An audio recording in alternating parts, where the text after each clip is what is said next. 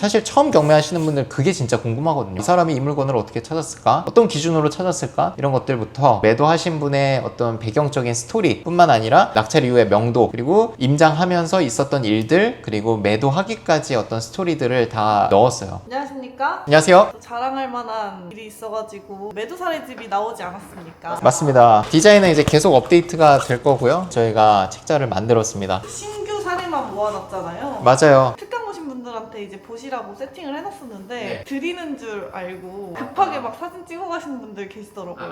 네. 그런 것까지 뭐 막진 않지만 가져가시는 건 아직 준비가 안 돼가지고. 왜냐면은 이게 비용이 꽤 들었습니다. 그러니까요. 이것 또한 뭐 디자인까지 맡기는데 몇백만 원 들긴 하더라고요. 이제 배포용은 저희가 따로 또 준비 중에 있으니까 조금만 기다려주시면 될 것 같고, 우리의 자랑은 낙찰 사례를 어필하는 게 아니라 이제 매도 사례를 항상 얘기를 한다는 거죠. 최근 사례로 해가지고 만들었고, 특히나 이제 요 안에는 얼마에 받아서 얼마에 팔고 비용 얼마나 나갔다, 이건 당연히 들어가 있는 거고, 좀 신경을 썼던 거는 이 후기들, 이 물건을 어떻게 찾게 됐고, 사실 처음 경매하시는 분들 그게 진짜 궁금하거든요. 이 사람이 이 물건을 어떻게 찾았을까? 어떤 기준으로 찾았을까? 이런 것들부터 매도하신 분의 어떤 배경적인 스토리 뿐만 아니라 낙찰 이후의 명도, 그리고 임장하면서 있었던 일들, 그리고 매도하기까지 어떤 스토리들을 다 넣었어요. 여기 있는 내용들을 들어보시면 아, 나도 할 수 있겠다, 또는 아, 이런 일도 있을 수 있겠네, 아, 조금 이분은 기간은 짧았는데 짧은 기간 동안 좀 고생하셨겠네, 이런 것들을 들으면서 경매에 관심 있으신 분들은 재밌게 읽으실 것 같아요. 다양한 전략들이 있는 것 같아요. 맞아요. 전략도 다양해지고 상황도 정말 다양합니다. 똑같이 3개월 걸렸다고 똑같은 3개월이 아니에요. 굉장히 순탄한 3개월도 있고 정말 고생스러운 3개월도 있는 거고, 그죠? 그렇다 보니까 이 경매라는 게 내가 항상 대비를 해놔야 되는 것 같아요. 내가 싸게 받아서 차익을 갖고 있어야 어떤 상황이 닥쳐도 내가 안정적으로 뭔가 조급함을 느끼지 않고 투자를 이어갈 수 있거든요. 이런 상황을 미리 예견을 하고 낙찰을 받을 순 없어요. 현실적으로 받고 나서 상황을 맞닥뜨리는 거다 보니까 굉장히 당황스러울 때도 많고, 반대로 걱정을 했는데 아무렇지도 않게 끝난 경우도 있고 해서 그때그때 그런 상황에 따라서 대비를 또 잘 해야겠죠. 약간 시야가 뜨이는 것 같아요. 아, 이런 식으로 해결했구나. 나도 저 상황이었는데 이러면서. 그런 때 물어볼 수 있는 사람이 있다는 것도 되게 중요한 것 같아요. 왜냐면 5년 가까이 하고 있는데 그 5년 동안에 이제 축적돼 있는 경험자들, 우리 교육생분들 한 720명 넘게 단톡방에 들어와 있는데 사실 720분 중에 안 경험한 스토리는 없는 것 같아요. 무슨 말이냐면 그 어떤 케이스가 새로 나오더라도 그 경험을 한 사람은 반드시 있어요, 우리 방에. 사실 교육 시간에 다뤄지지 않는 상황들이 반드시 있게 마련이거든요. 그때마다 물어볼 수 있는 대상이 있다는 게 정말 든든하지 않을까. 그렇기 때문에 이렇게 매도를 자신 있게 하는 거라고 생각을 해요. 많은 분들이 보고 싶다고 네. 문의 오시는 분들이 계시는데 네. 이걸 볼 수 있는 방법은 없을까요? 지금 현재 시점에선 학원에 방문을 하셔가지고 저희가 구비를 학원에 해놨으니까, 오시기 전에 너무 막 밤늦게 오시거나 이러면 문이 잠겨 있으니까 카카오톡 채널로 미리 오시겠다고 연락을 주세요. 그리고 오신 김에 매도 사례집도 보시고 상담도 한번 받아보시고, 기본적으로 이제 매도 사례집을 본다는 건 어느 정도 교육에도 관심이 있다고 생각을 해요. 그래서 어떻게 교육이 이루어지는지도 상담을 좀 받아보시고 매도 사례집도 한번 보시면은 걱정했던 것보다 이게 어려운 건 아니구나라는 거를 또 알 수 있을 거예요. 물론 이제 좀 어려웠던 스토리도 있죠. 대부분 80% 이상은 다 순탄하게 끝난 얘기들이에요. 그걸로도 다 돈을 버신 거고, 경매라는 걸 통해서 첫 시작을 잘 하게끔 어떻게 하면 만들어 드릴까, 사실 저는 그 생각만 해요.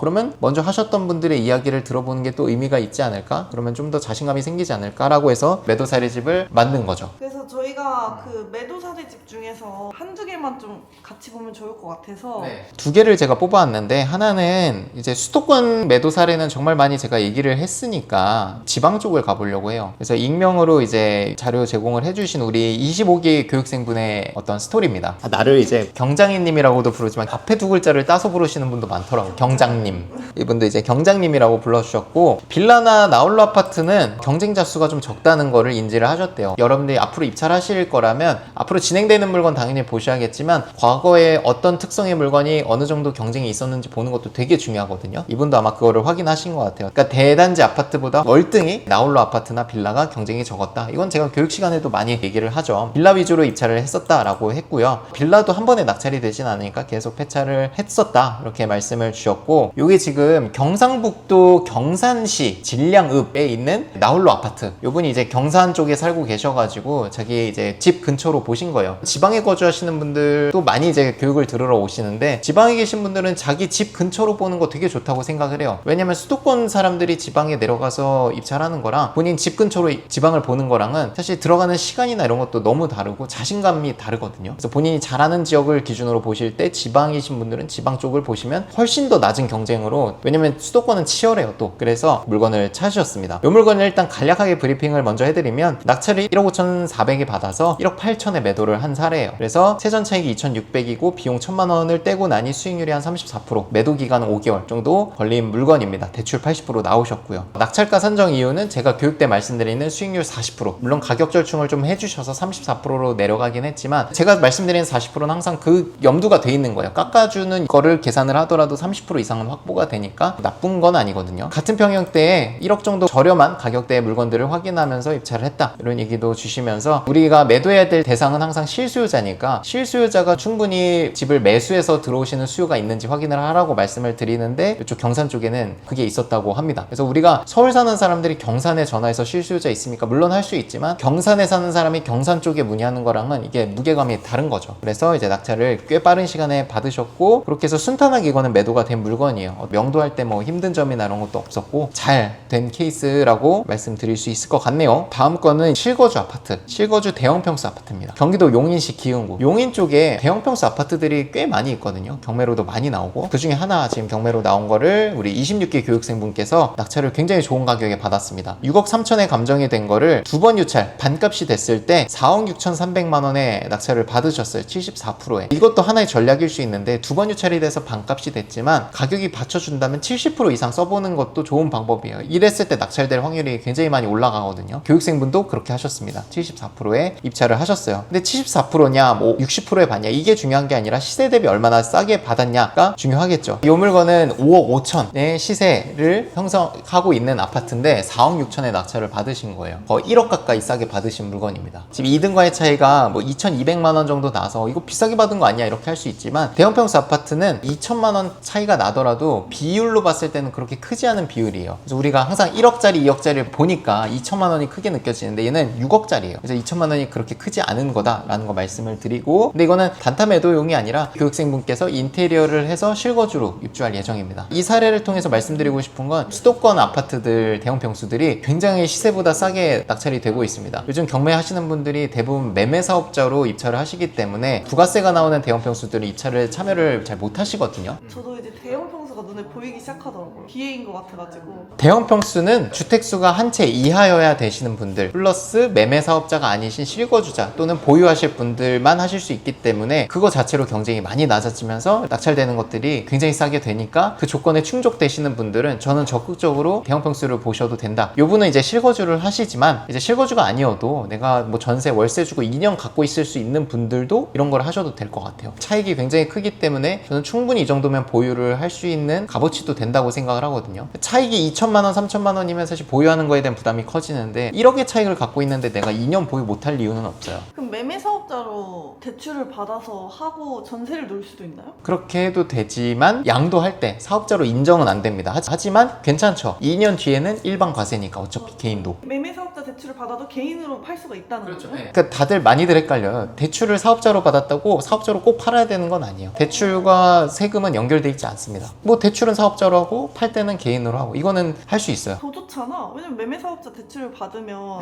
실거주는 못 하는 거잖아요. 실거주 하면은 이제 회수가 되죠. 근데 전세로 둔다면 어차피 대출 갚을 거니까 상관이 없죠. 전세금으로 보통 대출 상환 조건으로 전세를 들어오잖아요. 그리고 실거주를 안 하면 되니까 매매 사업자 대출 받고. 그쵸. 그리고 실거주 할 분들은 매매 사업자가 아니라 개인 대출 받으셔야 되는 거고. 그리고 또 저희 매도 사례집 만들었는데도 계속 사례가 들어오고 있잖아요. 뭐 업데이트 안 된 사례 중에 하나 소개해 주실 수 있으신지. 매도 사례가 업데이트가 계속 되기 때문에 이 사례집도 계속 앞으로 업데이트를 할 거고요. 그 중에 매도 사례 하나 소식 온 게 있어가지고 여러분들께 말씀을 드리면 빌라광님께서 쓸어 담고 있는. 빌라 10개를 받아가지고 하나씩 이제 털어내고 계시고 계속 또 낙찰도 받고 계시는 10개가 뭐야? 저희한테 주신 낙찰 사례만 15개 됐어요. 대여섯 개 파셨고 지금 한 7개째 정도 되시지 않을까요? 맞아요. 그래서 또 댓글로 그 안 팔리는 것들 대출이자 나가는 거 어떻게 하냐라고 하는데 대출을 안 받은 것도 있고요. 그리고 받더라도 워낙 소액이기 때문에 금액이 뭐 몇십만 원 안 됩니다. 그래서 여러분들이 뭐 너무 걱정하실 정도는 아닐 것 같고, 그 중에 하나가 또 매도가 됐다는 소식이 있어서 굉장히 단기간에 또 매도를 했어요. 저도 이때 낙찰받은 아파트 아직도 안 팔린 것도 있는데 오히려 아파트보다 더 빨리 판 케이스라고 할 수도 있습니다. 경기도 김포 쪽에 있는 이제 다세대 주택인데, 김포가 굉장히 땅덩어리가 크거든요. 그 안에서는 정말 도시 김포도 있지만 여기 면리라고 하는 거 보니까 좀 인구수는 좀 줄어들 것 같아서 아마도 많은 분들이 이거를 그냥 넘어가지 않았나 생각을 합니다. 왜냐면 단독 낙찰이에요. 네, 1억 6,800에 감정된 게 한 번 유찰이 돼서 1억 1,700이 됐는데 400을 더 쓰셔서 단독으로 2% 더 써서 단독으로 낙찰을 받았습니다. 아무도 입찰을 안 한 거죠. 그래서 골든스카이빌 5층이라서 엘리베이터가 있는지 꼭 봐야 되는데 엘베가 있네요. 위치도 좀 간단하게 보면, 이런 얘기 좀 그렇지만 제가 이 물건 찾았어도 약간 그냥 전화를 돌려보기 전에 건너갔을 것 같아요. 일단은 딱 위치를 찍었을 때 공터들이 많이 보이거든요. 좀 공터들이 많이 보이면 좀 조심해라 말씀을 많이 드리는 편이긴 합니다. 지도를 이렇게 넓혔는데도 뭐가 없는데, 근데 일단 위에 초등학교가 있어요. 하성초등학교, 하성중학교, 고등학교가 도보권에 있고요. 마곡시장에 있습니다. 근데 초중고 외에 뭐 기타 상권이나 뭐 지하철 뭐 이런 게 보이진 않아요. 근데 요런 데도 매매가 된다. 그것도 꽤 빠른 시간에 매도가 됐습니다. 5월에 낙찰을 받았는데 매도를 벌써 8월에 한 거예요. 그러면 잔금을 6월 말 7월 초 이때 쳤을 거 아니에요? 잔금을 6월 26일 날 치셨네요. 대출 규제 전날에. 그러네. 627 대책이니까 그쵸. 전날에 딱 잔금을 치셨고, 이제 대항력은 다 포기된 물건이어서 그냥 안전한 물건이라 보시면 됩니다. 1억 2,100에 받아서 얼마에 팔았는지가 중요한데, 얼마에 팔았냐? 1억 5천에 광고를 하시다가 500 절충으로 해주셔서 1억 4,500에 매도를 하셨습니다. 그래서 세전으로 매도 차익이 2,400 정도 나고요. 취득세 법모비 280, 중개수수료 100, 대출이자 120, 말소비용 30, 수리비 250, 미납관리비 35, 공과금 15, 기타 경비 30만원 해서 총 비용이 860만원이 들어왔습니다. 그래서 세후 수익이 1,480만원이 남았고요. 들어간 투자금은 3,380만원, 나눠보면 44%. 가격을 뭐 1억 5천에 욕심내서 팔았으면 50%까지 나왔을 텐데, 어느 정도 절충을 해주고 빨리 파는 것도 중요해요. 경매 단타 매도는. 그래서 이렇게 단타 매도를 하셨다. 여기서 얻을 수 있는 메시지는, 김포의 하성면, 마곡리 이런 읍면리도 실거주 수요가 있다라고 한다면 매도가 된다라는 겁니다. 기간도 되게 중요한데, 잔금 납부하고 한 달 반 만에 계약서를 쓰고, 잔금은 아마 다음 달 9월 달에 받는 걸로 아는데, 그렇게 해서 이제 단타 매도까지 하신 거죠. 제가 봤을 때는 빌라광님이 좀 남다른 점이 있다면, 팔아주시는 부동산 사장님을 기가 막히게 찾으시는 것 같아요.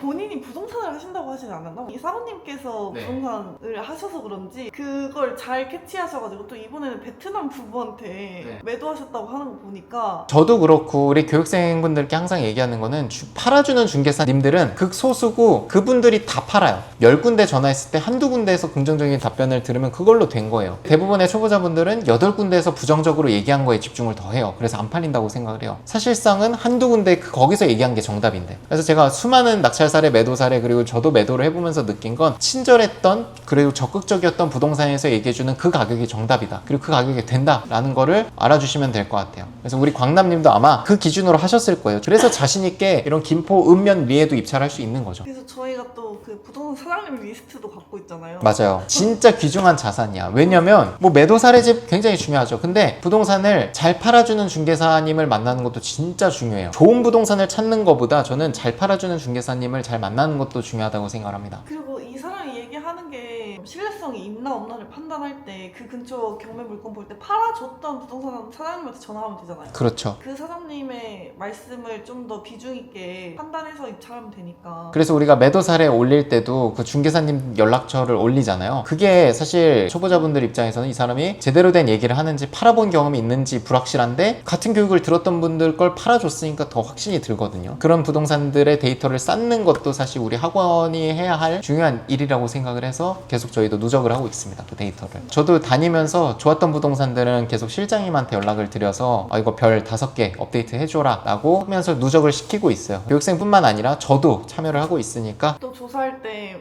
좀 아이신 분들을 배려해서, 그쵸. 집주인이세요? 이랬을 때 말 못하시는 분들 있잖아요. 맞아요. 이런저런 질문했는데 준비가 안 돼 있으면 답을 못 하거든요. 그거에 대한 또 자괴감이 들기도 하고. 근데 그럴 필요가 전혀 사실 없거든요. 모르면 물어보면 돼요. 잘 모른다, 제가 확인하고 연락드리겠다라고 하던가. 고생 많으셨습니다. 고생했습니다.